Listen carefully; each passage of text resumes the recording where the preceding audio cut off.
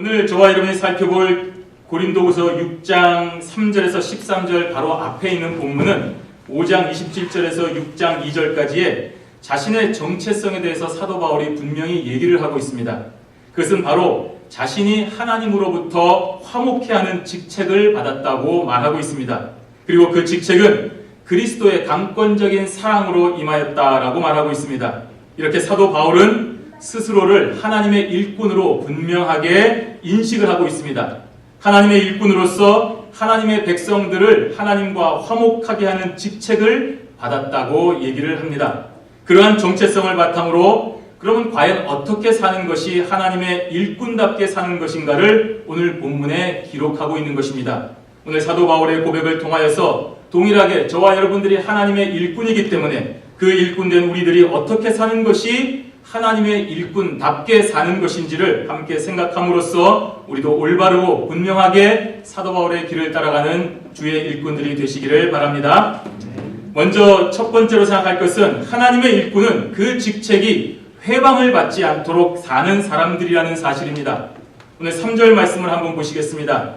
제가 가진 성경은 이렇게 기록을 하고 있습니다. 우리가 이 직책이 회방을 받지 않게 하려고 무엇에든지 아무에게도 거리끼지 않게 한다라고 말하고 있습니다. 사도 바울은 자신에게 부여된 이 직책, 하나님께서 주신 화목케 하는 직책이 회방을 받지 않게 하려고 라고 했습니다. 이 회방받다는 말은 조롱을 받다라는 말도 되고 의심을 받다라는 말도 됩니다. 사도 바울은 자신에게 부여진 이 사도직이 사람들로부터 웃음거리가 되지 않도록 무엇에든지 아무에게도 거리끼지 않게 행동을 했습니다. 즉 사람들로부터 구설수에 오르는 행동을 하지 않은 것입니다. 개인 바울이라고 한다면 그렇게 사는 것이 별 문제가 없겠지만 사도 바울이라면 문제가 되기 때문에 항상 무슨 일에든지 처신을 조심했다는 말입니다. 개인 바울이라면 별 문제가 없지만 사도 바울이라면 제약이 많습니다. 성도에게 재정적인 어려움을 우리가 토로한다든지 또 개인적인 기도 제목을 말하면서 부담을 준다든지 하는 그런 일들을 하지 않았다는 말입니다. 그로 인하여 나에게 주어진 사도직이 우습게 여김을 받을까 두렵기 때문인 것입니다. 요즘 같으면 아마 사도 바울은 이 SNS 같은 것을 하지 않았을 것입니다. 요즘 SNS 같은 것들을 통해서 자신의 상황을 얘기한다든지 자신의 소망을 드러냄으로써 은근히 도움을 바라거나 후원을 바라는 일꾼 같은 분들이 있습니다. 정말 조심할 것입니다. 설사 자신은 정말 순수하게 아무런 의도도 없었다 하더라도 그것을 보는 사람들은 그렇게 여기지 않을 수도 있기 때문입니다. 그래서 저는 공개적인 SNS는 절대 하지 않습니다. 예전에 했었는데 어떤 성도님들이 우리 목사님은 누구는 좀 다정하게 대답을 해주고 누구는 좀 퉁명스럽게 대답을 해주고 누구는 좀 많이 대답을 해주고 즉시 대답을 해주고 누구는 적게 대답을 해주고 빨리 대답을 안 해준다고 하는 불평을 제가 듣게 되었습니다. 그때 제가 감심하기를 저는 최선을 다해서 한다고 하지만 그것이 또 어떤 사람들에게는 부담이 되고 또 어떤 사람들에게는 시험거리가 된다고 한다면 적어도 그런 공개적인 SNS는 하지 않는 것이 좋지 않을까라고 생각했기 때문에 저 자신이 그렇게 하지 않고 있습니다. 저의 부족함으로 인해서 하나님께서 부여주신 이 목사라는 직책이 교육자라는 직책이 웃음거리가 되고 오해거리가 될 수 있을까봐 조심스럽기 때문입니다. 우리 선배 바울은 하나님께서 주신 이 사도라는 직책 때문에 사람들로부터 손가락질 당하지 않을 만큼 멋있고 당당하게 살았다는 말입니다. 다른 사람들은 조그마한 이익을 얻기 위해서 또 잠시의 쾌락을 얻기 위해서 비굴하고 또 거짓을 말하며 살았지만 우리는 하나님의 일꾼이기 때문에 항상 정직해야 됩니다. 명예롭게 살아야 되는 것입니다. 하나님께서 주신 저와 여러분에게 주신 직책이 대단히 소중하기 때문입니다. 이처럼 하나님의 일꾼은 자신의 이익이나 영광을 위하여 사는 것이 아니라 하나님께서 주신 직책이 회방을 받지 않도록 매사에 조심하며 행동을 해야 되는 것입니다. 하나님께서 주신 전도와 목양이라는 이 귀한 사명을 받은 자들이기 때문에 이 직책이 회방을 받지 않도록 해야 되는 것입니다. 내 기질대로 살 수가 없습니다. 나는 원래 이런 사람이니까 내 성격이 급하고 내가 원래 이런 사람이고 말을 직설적으로 하는 사람이니까 상처받지 말라라고 말하는 것으로 우리가 핑계할 수 없다는 말입니다. 주신 직책이 있다고 한다면 그 직책 때문에 우리의 기질도 바꿔야 됩니다. 또한 우리를 둘러싼 환경 때문에 어쩔 수 없다라고 변명할 수도 없습니다. 만약에 환경이나 조건 때문에 우리의 신념이 바뀐다고 한다면 우리가 전하는 이 복음도 저들에게는 필요에 따라서 바뀌어야 되지 않냐라고 공격을 받을 수 있기 때문입니다. 그러므로 우리는 진리의 복음을 전하는 이 직책 때문에 모든 것을 견뎌야 되는 것입니다. 오늘 4절과 5절 말씀을 한번 보십시오. 제가 가진 성경으로 읽겠습니다. 오직 모든 일에 하나님의 일꾼으로 자천하며 많이 견디는 것과 환난과 궁핍과 곤란과 매맞음과 갇힘과 요란한 것과 수고로움과 자지 못함과 먹지 못함과 하나님의 일꾼이기 때문에 견디는 것이 있다고 얘기했습니다. 사실 평범한 인간 바울이라고 한다면 견딜 필요가 없는 것들입니다. 하나님께서 직책을 부여하신 일꾼이기 때문에 견디는 것입니다. 이것이 바로 사도 바울, 하나님의 일꾼이 된 바울의 분명한 고백입니다. 여러분, 저와 여러분도 그래야 됩니다. 이 세상 살아가면서 하나님의 일꾼이기 때문에 참고 견디는 것이 있습니다. 하나님께서 우리에게 주신 이 직책이 있기 때문에 참고 견디는 것입니다. 죄성을 가진 인간의 기질대로라면 도무지 견디지 못할 것이지만 하나님께서 주신 직책이기 때문에 견디는 것 아니겠습니까? 하나님의 일꾼은 구체적으로 말하면 환난과 궁핍과 곤란을 견딘다고 했습니다. 이 환난이라고 하는 것은 압박하다는 것으로서 영적으로 또 육체적으로 가해지는 모든 종류의 압박을 말하는 것입니다. 그리고 견디는 것은 정면으로 그 압박을 돌파하는 것입니다. 아, 이 압박이 오는구나. 내가 피해야지, 도망가야지 하는 것이 아닙니다. 하나님의 일꾼이기 때문에 정면으로 돌파해야 됩니다. 우리가 만약 개인적이라고 한다면 얼마든지 이 환난을 도망갈 수 있습니다. 피해도 됩니다. 그러나 하나님의 일꾼이기 때문에 환난을 돌파해야 되는 것입니다. 그래야만 하나님의 일을 할 수 있기 때문입니다. 사도 바울은 자신에게 부여된 이 사도직을 확신하였기 때문에 어떠한 환난도 피하지 아니하고 견딘 것입니다. 또 궁핍을 견뎌야 됩니다. 이것은 끊임없이 다가오는 고통이라는 의미입니다. 이 고통이 끝났는가 싶으면 또 다른 고통이 오는 것입니다.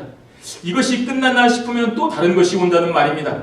문자 그대로 이것이 끝나지도 않았는데 다른 문제가 계속해서 밀려오는 것 때문에 꼼짝달싹 못할 정도로 억눌려 있는 상태를 말하는 것입니다. 곤란이라고 하는 것은 또 도저히 움직일 수 없을 정도로 좁은 것을 말하는 것입니다. 인간적인 방법과 수단으로는 도저히 빠져나올 수 없는 상황이 바로 이러한 곤란입니다. 그래서 환난과 궁핍과 곤란 이것만 보면 우리는 절망적으로 보입니다. 피하고 싶습니다. 인간적인 시각과 사고로는 도무지 해결할 수가 없을 것처럼 보입니다. 내가 왜 이 길을 가면서 이런 고통 가운데 처해야 되는가라고 생각이 됩니다. 하지만 여러분, 하나님의 시각에서 바라볼 때에는 전혀 다른 결과를 가져오는 것입니다. 그 처절한 절망의 상태에서 우리가 하나님을 바라보면 길이 열리기 때문입니다. 하나님을 바라보면 자신을 의지하는 일꾼에게 주시는 위로가 있다는 말입니다. 사도 바울은 오늘 하나님을 바라보았기 때문에 환난과 궁핍과 곤란을 견딜 수가 있었습니다. 이렇게 하나님의 일꾼된 저와 여러분들은 내 힘으로 이러한 어려움을 견디려고 해서는 안 됩니다. 우리 선배 바울처럼 하나님만 바라볼 때에 이런 환난과 궁핍과 곤란을 견딜 수가 있는 것입니다. 또 사도 바울은 구체적으로 매맞음과 다침과 요란한 것을 견뎠다고 했습니다. 이러한 종류의 박해는 하나님의 일꾼이 그 일을 감당하다가 당하는 온갖 종류의 박해입니다. 예수 그리스도를 전하다가 관원들에게 붙잡혀서 구타를 당했습니다. 41 감한 매를 5차례나 받았고 3번이나 태장으로 맞았습니다. 그리고 여러 번 감옥에 갇혔습니다. 복음을 전한 것으로 인해서 사람들이 들고 일하는 폭동도 경험했습니다. 요란한 것은 바로 이러한 종류의 소요사태나 폭동을 말하는 것입니다. 하나님의 복음을 전하다가 사람들이 저 사람 잡아 죽이라고 소요하고 폭동을 일으킨 것을 경험했습니다. 하나님의 일꾼인 사도 바울은 예수 그리스도의 복음을 전하다가 수고로움과 자지 못함과 먹지 못함을 견뎌야만 했습니다. 전도와 선교 때문에 육신의 피곤함을 가져오는 수고로움을 견뎠다고 했습니다. 육신의 기본적인 욕구인 잠과 식욕마저 부족함이 부지기수였습니다. 이 모든 것이 다 하나님의 일꾼이었기 때문에 겪는 어려움이었습니다. 하나님께서 주신 직책이 이러한 것들로 인하여 회방을 당하지 않기 위함이었습니다. 오늘날 저와 여러분들에게 참으로 많은 어려움이 있을 것입니다. 여기 공부하면서 얼마나 어려운 일들이 많겠습니까? 앞으로 나의 미래가 어떻게 될지, 과연 나의 비전대로 살아가는 것이 어떠한 길이 열려 있는지 여러분들이 많은 어려움이 있을 것입니다. 그렇으나 저와 여러분에게 주신 직책이 있기 때문에 이 어려움을 이겨내야 됩니다. 하나님께서는 우리에게 주신 직책이 회방을 받지 않도록 하시기 때문입니다. 이민사회 참 어렵습니다. 저는 말로만 들었는데 정말 어려운 곳입니다.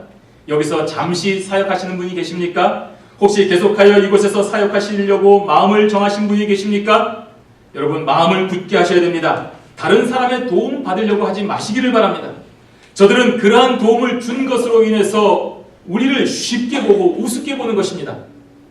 또한 우리가 전하는 복음마저 쉽게 생각하는 것입니다. 전도사님, 강도사님, 목사님, 아유 내가 많이 도와줘서 그나마 그렇게 살았지 라고 생각하면서 거기서 끝나지 아니하고 그 복음까지 우습게 보는 것입니다. 그러니 오히려 저들에게 여러분 할 수 있는 대로 도움을 주시기 바랍니다. 저들이 우리에게 고마운 마음을 가지게 하시기 바랍니다. 육체적으로 도움을 주십시오. 영적으로 기도해 주십시오. 그래서 저들이 우리가 전하는 복음도 쉽게 생각하지 아니하고 잘 받아들일 수 있도록 여러분이 굳게 마음을 가지시기를 바랍니다. 그러면 우리는 이렇게 질문할 수가 있습니다. 그러면 우리는 누가 도와줍니까?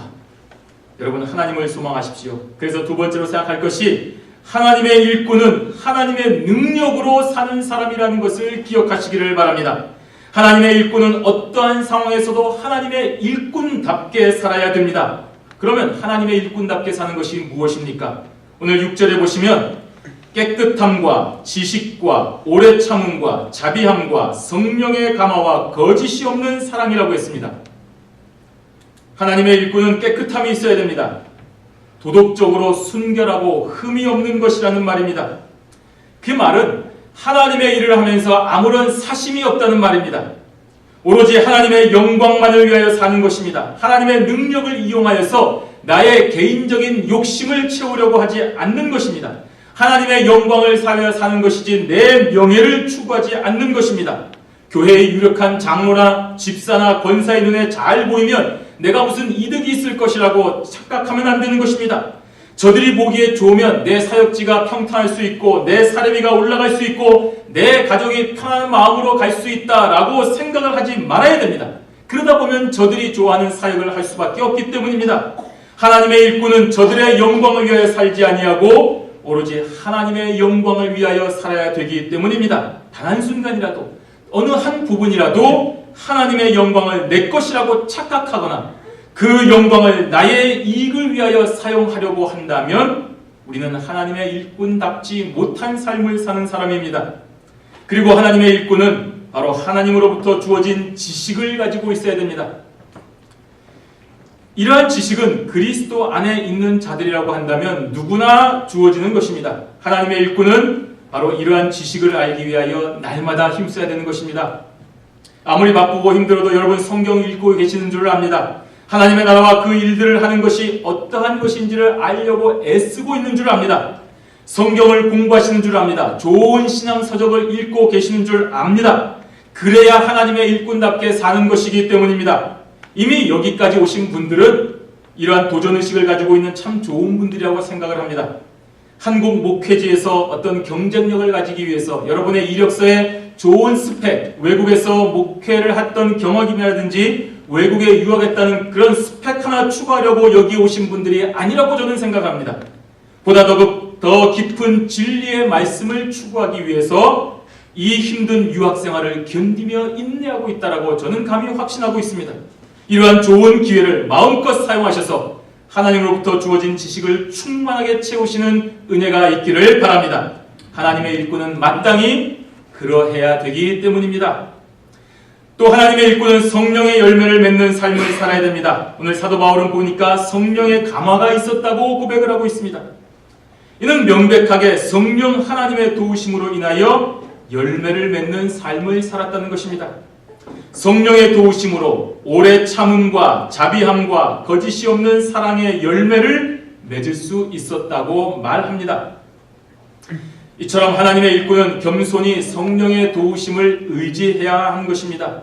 여러분, 목회를 내가 하려고 하면 안 되는 것입니다. 여러분, 이 시간에 공부할 때도 내가 공부하려고 하면 안 됩니다. 성령의 도우심을 기대해야 되는 것입니다. 목회나 목양이나 여러분이 앞으로 나아가는 모든 비전에서 하나님의 일은 내 힘으로 하는 것이 아니라 하나님께서 주시는 힘으로 한다라는 것을 분명히 생각을 해야 됩니다.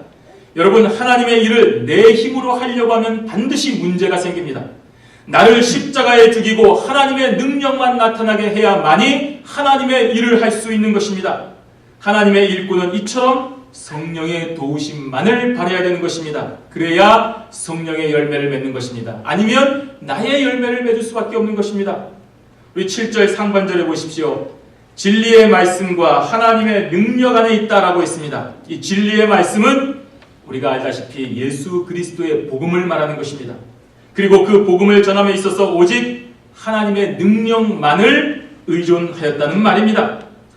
바울의 삶을 통하여 하나님의 능력만 나타나게 하셨다는 말입니다. 바울이라고 하는 사람은 하나님의 능력이 나타나도록 사용되는 도구에 불과했다는 것을 잘 알고 있었습니다. 이것이 바로 하나님의 일꾼이 살아가는 모습입니다. 이렇게 인간적인 모습이 사라지고 하나님의 능력만 나타날 때에 진리의 말씀만 올바르게 전해지게 되는 것입니다. 내가 이루어놓은 교회가 이만큼 되었다. 내가 열심히 사역해서 이만큼 열매가 맺었다. 내가 해서 이렇게 되었다. 내가 공부해서 여기까지 왔다. 내가 이렇게 해서 여기까지 되었다. 이렇게 나만 나타나면 우리는 하나님의 일꾼이라고 할 수 없습니다. 모든 것이 하나님께서 나를 통하여 하셨다는 그런 진실한 고백이 우리에게 있어야만 하나님의 일꾼이 되는 것입니다. 우리 7절 하반절에서 8절 상반절에 보십시오. 의의 병기로 좌우하고 영광과 욕됨으로 말미암으며 악한 이름과 아름다운 이름으로 말미암았다라고 말하고 있습니다. 의의 병기로 좌우했다는 말은 하나님의 일꾼은 하나님께서 의롭다고 하신 이 칭의로 인하여 두려움 없이 전진해야 된다는 말입니다. 오직 하나님께서 모든 것을 이루신다는 고백이 있어야 되는 것입니다. 만약에 혹시라도 하나님의 은혜와 나라는 인간의 공로가 연합하여 구원을 이룬다고 하는 그런 생각을 하면 안 되는 것입니다. 100% 하나님께서 구원을 이루시는 이 놀라운 진리의 말씀만을 생각해야 되는 것입니다. 그래서 하나님의 일꾼은 전적으로 하나님께서 행하시는 계획과 섭리에 쓰이는 도구일 뿐이라는 사실을 기억하셔야 됩니다. 하나님의 일꾼은 그 직책을 수행하다가 존중을 받을 때도 있습니다. 인기를 얻을 때도 있습니다. 영광을 얻을 때도 있습니다. 또는 오해와 비방을 받아서 수렁에 빠지는 욕됨을 받을 때도 있습니다. 하나님께서 맡기신 직책을 충성스럽게 감당하다가 때로는 나쁜 평가를 받아서 악한 이름이 될 때도 있습니다. 여러분, 그럴 때도 절망하지 마십시오. 또는 칭찬과 격려를 받아서 아름다운 이름으로 영광을 받을 때도 있습니다. 그러나 어떤 경우에서도 교만하지 마시기를 바랍니다. 이것이 다 하나님의 능력으로 말미암은 것이기 때문입니다. 그렇기 때문에 우리는 잘 될 때도 하나님께 감사해야 되고 못 될 때도 절망하지 아니하고 하나님의 이름만을 바라보는 일꾼이 되어야 되는 것입니다. 우리 8절 하반절에서 10절 말씀을 제가 한번 읽어보도록 하겠습니다. 속이는 자 같으나 참되고 무명한 자 같으나 유명한 자요 죽는 자 같으나 보라 우리가 살고 징계를 받는 자 같으나 죽임을 당하지 아니하고 근심하는 자 같으나 항상 기뻐하고 가난한 자 같으나 많은 사람을 부유하게 하고 아무것도 없는 자 같으나 모든 것을 가진 자로다. 아멘. 하나님의 일꾼은 속이는 자 같으나 참되다라고 했습니다. 당시에 바울을 향하여 여러 가지 소문과 음해가 있었습니다. 사도도 아니면서 사도인 척하고 교회와 성도들을 속여서 이득을 취하는 사기꾼이다 라고 매도를 당했습니다. 그러나 바울은 이러한 오해를 받고 있는 자신을 참되다라고 말했습니다. 예수 그리스도의 진리의 복음 위에 자신이 서 있었기 때문입니다. 그 누가 뭐라 해도 나를 위해 피 흘리신 예수 그리스도 십자가를 믿는 믿음으로 사는 일꾼은 항상 참되기 때문입니다. 무명한 자 같으나 유명한 자라고 했습니다. 이 무명하다는 말은 무시를 당하는 것입니다. 내 이름이 누가 알아줄까? 너가 과연 무엇이기에 나한테 이렇게 말하느냐라고 무시했습니다. 바울은 그 대적자들로부터 정식 사도로 인정을 받지를 못했습니다. 너가 육신의 예수님을 보았느냐? 너가 과연 예수님이 너를 사도로 명해 주셨느냐? 나는 인정하지 못하겠다라고 멸시당하면서도 유명하다고 했습니다. 그 말은 인정한다는 것입니다. 그들로부터 인정받는 것이 아니라 하늘의 하나님으로부터 나의 사도직을 인정받았다는 말입니다. 사람들로부터는 때로는 무시를 당하고 멸시를 당해도 하나님으로부터는 인정을 받으니 문제가 없는 것입니다. 오늘 이 하나님의 일꾼된 길을 가는 사랑하는 동역자 여러분들은 사람들로부터 좋은 평가를 받으려고 하지 마십시오. 사람들로부터 인정을 받으려고 하지 마십시오. 하나님으로부터만 인정을 받아야 됩니다. 사람의 인정을 받을 때 기분이 좋아질 때도 있습니다. 그러면 사람이 인정하지 않으면 여러분 기분 나빠하시겠습니까? 사람이 여러분을 인정하지 않으면 여러분 주의 일 안 하시겠습니까? 그렇지 않을 것입니다. 하나님의 일꾼은 오로지 하나님으로부터만 평가를 받는 것이기 때문에 오늘 사도 바울이 하신 말씀처럼 여러분이 멸시를 당해도 하나님의 일꾼으로서의 자존감을 가지셔야 됩니다. 죽는 자 같으나 보라 우리가 산다라고 했습니다. 바울은 폭도로부터 돌에 맞아 죽은 것으로 판명을 받아서 도시 밖으로 내쳐질 정도였습니다. 그런데 살았습니다. 하나님의 일꾼답게 살다가 죽었지만 하나님의 능력으로 다시 살아났습니다.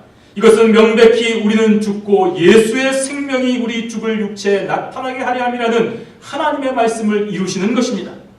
그렇다고 해서 저와 여러분이 나는 하나님의 일하니까 다시 살 것이다 마음 놓고 죽음의 위기에 처하려는 말은 아닙니다.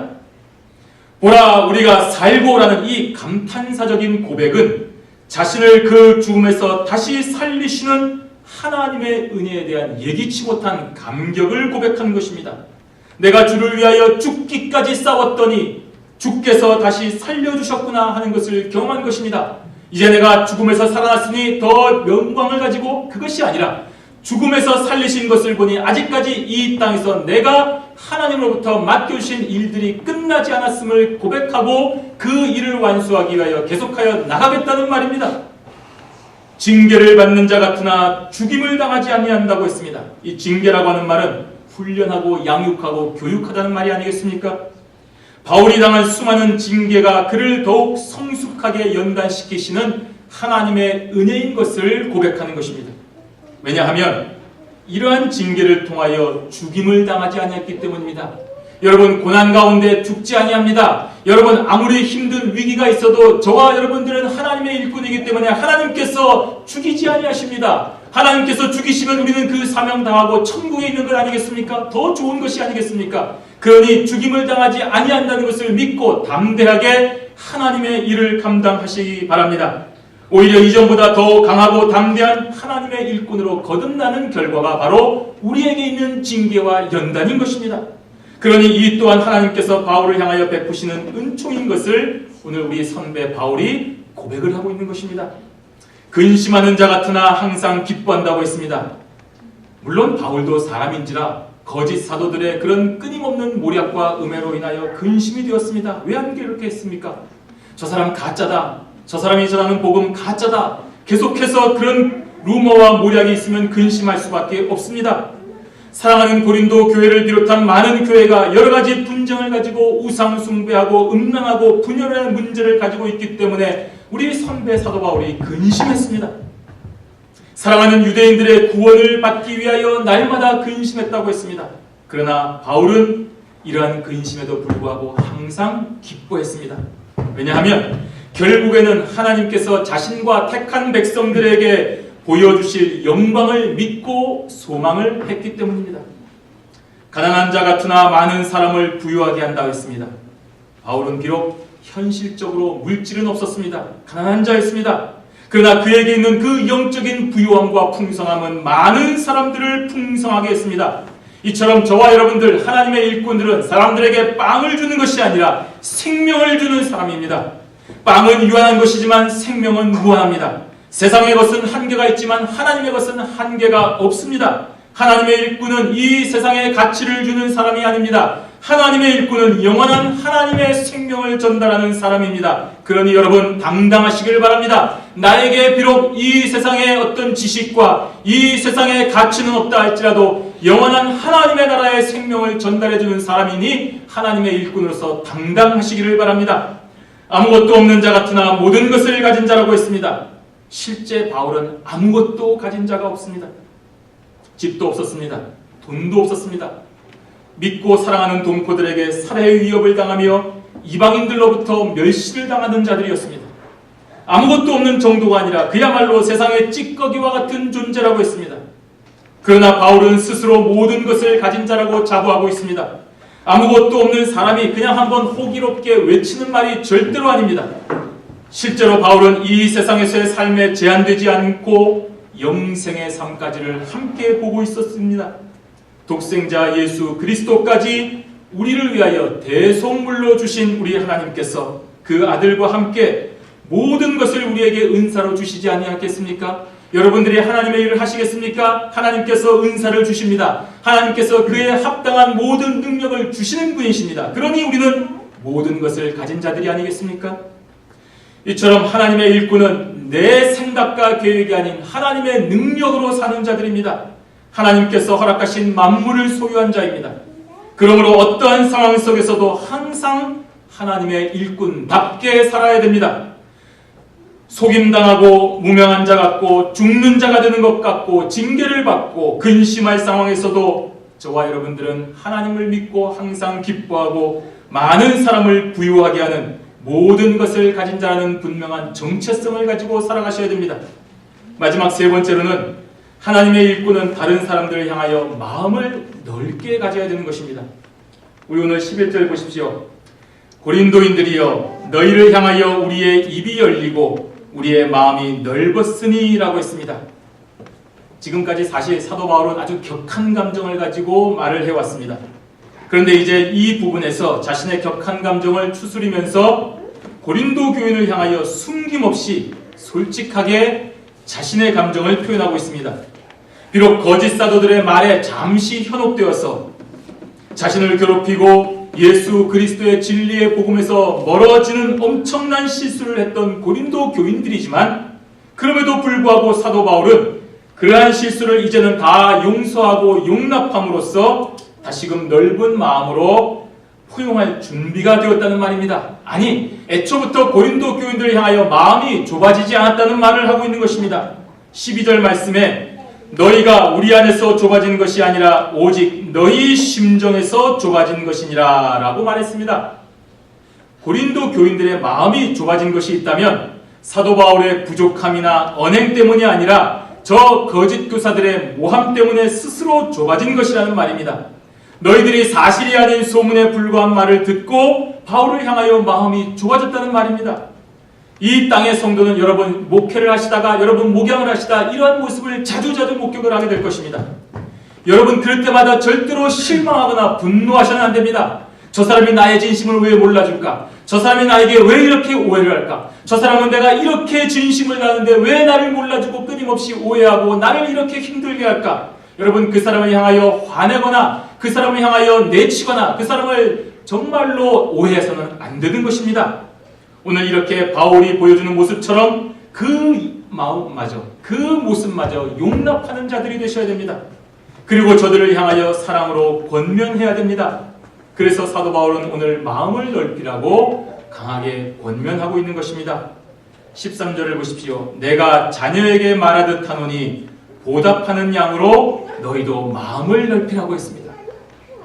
지금 아버지의 심정으로 자녀에게 말하고 있는 것입니다. 부모가 자녀를 향하여 아낌없이 사랑을 베풀듯이 자녀인 너희들도 부모를 향하여 그와 같은 마음으로 마음을 넓히라고 권하고 있는 것입니다. 그리고 저들을 위하여 진심으로 기도해야 됩니다. 저들의 마음이 언젠가는 하나님의 일꾼들을 향하여 넓은 마음을 가지고 진실하게 통할 수 있도록 기도해야 되는 것입니다. 여러분 사람의 마음을 누가 움직이겠습니까? 오늘 그리스도의 일꾼된 저와 여러분들이 아무리 열심히 저들을 도와주어도 저들의 마음이 열리지 않을 수도 있습니다. 우리가 아무리 애를 쓰고 가르치고 양육하고 저들을 헌신으로 사랑을 해줘도 저들의 마음이 굳게 닫혀져 있을 수도 있습니다. 저들의 마음은 오로지 하나님이 여시는 것입니다. 저들의 마음은 하나님께서 움직이는 것입니다. 그러니 하나님께서 저들이 올바른 생각과 행동을 할 수 있도록 그때까지 저와 여러분들은 끊임없이 희생하고 끊임없이 인내하고 끊임없이 저들을 위하여 기도하는 마음을 가지셔야 됩니다. 그것이 하나님의 일꾼들이 가져야 되는 자세인 것입니다.